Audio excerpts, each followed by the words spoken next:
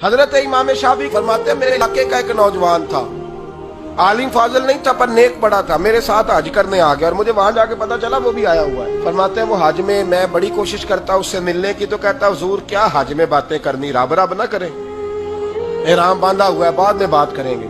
فرماتے ہیں موقع ہی نہ دیتا، جوان تھا بڑا پرہیزگار۔ فرماتے ہیں وہ جب بھی دعا کے لیے ہاتھ اٹھاتا تو کہتا یا اللہ مجھے قبر میں بھی نماز کی اور قرآن کی توفیق دینا۔ کہاں؟ مولا علی ایک دن آ کے کھڑے ہو گئے، عرض کرنے لگے یا رسول اللہ جنت میں نماز بھی ہوگی کہ نہیں؟ حضور نے فرمایا علی نماز کی جگہ تو یہ ہے، وہاں تو اجر ملے گا نماز کا۔ تو عرض کرنے لگے حضور جہاں نماز نہیں نہ ہوتی علی کو مزہ کوئی نہیں آتا دن گزارنے کا، نماز ملے گی نا وہاں۔ کہاں جی؟ اللہ ہی خیر کرے، میں نے بیان ہی بڑا مشکل شروع کر دیا۔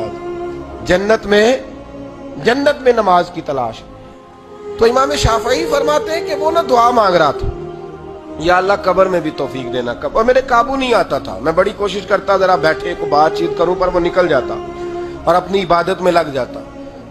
فرمانے لگے ایک دن نہ وہ حتیم کے پاس بیٹھ کے قرآن پاک پڑھ رہا تھا، میں 2-3 دفعہ گزرا تو پڑھ ہی رہا تھا، میں نے کہا آج قابو آ گیا ہے۔ میں اس کے پیچھے بیٹھ گیا اور میرے دل میں خیال تھا کہ جتنا بھی آج پڑھے گا نا میں نے اسے 2-4 باتیں کر کے جانا ہے۔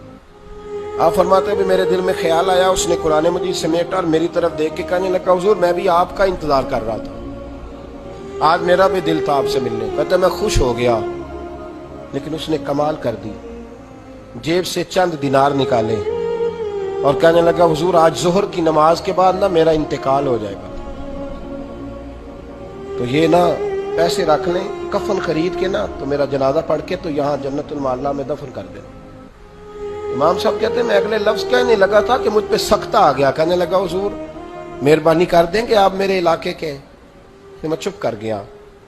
ظہر کی نماز میں نے دوبارہ اس جگہ پڑھی تو میرے ساتھ صف میں موجود تھا، فرض بھی اکٹھے پڑھے، سنتیں بھی اکٹھی پڑھی، نفل پڑھ کے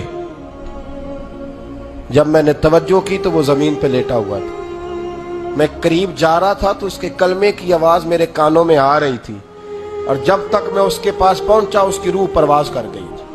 عرش فرشتے بانگاں ملیاں، مکے پہ گئی شور، بلے شاہ ایسا نہیں ہوں مرنا، اتنے مر گیا ہی کوئی ہور۔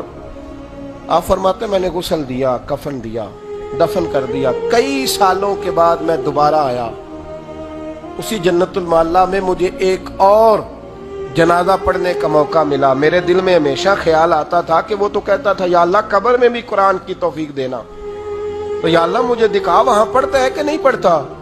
تو امام صاحب فرماتے ہیں وہ میرے دل میں بات تھی، اللہ نے موقع دیا، میں دوبارہ جنازے میں گیا تو جو قبر کھودی گئی وہ اس کی قبر کے بالکل ساتھ تھی۔ اچانک میری نظر پڑی تو قبر کی دیوار گر گئی، لوگ پریشان ہو گئے، کہنے لگے آپ عالم، اب آپ بتائیں کیا کرنا ہے؟ تو کہتا ہے میں نے جھانک کے ذرا آگے دیکھا تو اندر بیٹھ کے قرآن پاک پڑھ رہا تھا،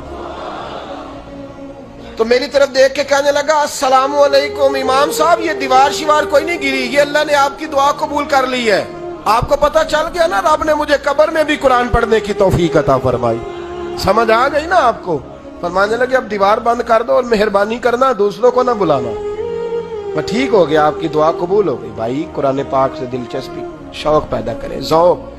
یار کچھ نہ ہو سکے تو اسے دن میں ایک دفعہ چوم کے سینے سے تو لگایا کرو، اس میں ہی بڑا ذائقہ ہے، اس میں ہی بڑا لطف ہے، کبھی اس سے پیار تو کر کے دیکھو۔ یہ اللہ کی کتاب ہے اور اس کا ایک ایک حرف وہ ہے جس کی تشریح مدینے کے چاند نے